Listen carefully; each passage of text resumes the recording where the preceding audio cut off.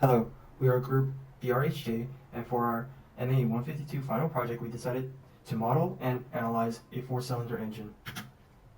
Regarding the components of this four-cylinder engine, we found that not all of the components required analyses and decided to focus on four main components: the piston, connecting rod, crankshaft, and upper block. For the engine piston, we decided to do static and thermal analysis. As you can see here at the bottom of the initial design, there are two arches.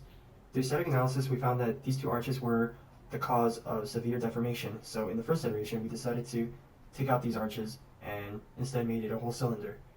For the second iteration, we improved upon that design and decided to make the walls of the engine piston thicker. From the static analysis results, we see that the original design in the first iteration yielded while the second iteration did not yield. From the thermal analysis, we see that the max and min temperatures were very similar for the original design and the first iteration, while the second iteration experienced slightly different max and min temperatures. The connecting rod connect pistons and crankshaft and transmit forces. For the connecting rod, we first did a static analysis for the situation of transmitting both compressive and contractive load. The material for the connecting rod is galvanized steel. The load is 1,000 newtons bearing load applied on the top or bottom round face of the small hole. For the boundary condition, we try fixing the entire large hole and fix only the top or bottom round face of the large hole. Eventually, we choose the latter because it produced better result. We make two iterations for the connecting rod. Iteration 1 added fillets to the sharp edge, where maximum stress occurs. Iteration 2 added extra support on the same place and deleted the grooves on the side. As we can see in the result matrix, all three versions did not yield. However, the maximum stress is much lower for iteration 2. Iteration 2 also has less maximum displacement. We also perform a buckling analysis for the connecting rod. While all three versions did not fail the test, iteration 2 outcompeted other two again.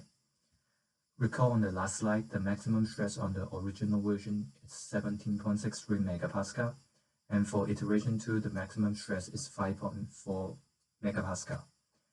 Typical ductile cast iron has over 200 megapascal fatigue limit, so we concluded that the connecting rod will not fail due to fatigue.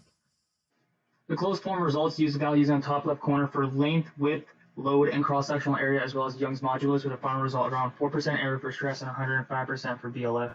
If the engine was to combust when the outer two pistons were at their highest positions, then there would be no rotation and there would be a resulting deformation and stress, otherwise called a misfire. The material is titanium Ti5Al 2.5 SN with a yield strength of 827 megapascals. The force generated by connecting arms was calculated to be 5,940 newtons. This was done by multiplying the piston pressure by a piston head area. These forces would be applied as seen in the bottom left figure, as well as the fixed geometry and roller boundary conditions, representing the pin and roller supports of a simply supported beam. Two design iterations were tested. The original had 1 mm fillets on the circular transitions with a 34 mm middle rod diameter. Design iteration 1 changed these values to 2 mm and 40 mm respectively. Max displacements did not change, but the max stress decreased, indicating an advantage of design iteration 1. When the crankshaft converts linear to rotational motion as shown by the forces and torque in the bottom left figure, the crankshaft can experience frequencies. As such, it is important to know the resonant frequencies in order to avoid them. A hinge support was added and removed for analysis of both design iterations, as shown in the bottom right results table. The torque is calculated as 5,940 newtons multiplied by distance from the central axis of the crankshaft and the axis of where the cranking rods would connect to the crankshaft, or 0.025 meters. You need 10 frequencies instead of 5 because there are multiple zero or approximately zero frequencies present. This is because some conditions can model the situation more accurately than others. The higher frequencies were preferable as those would occur at higher RPM, which the user would be less likely to encounter. The loads were incompatible with frequency studies, so only a hinge support was used. The upper body of an engine is where the combustion chambers are located.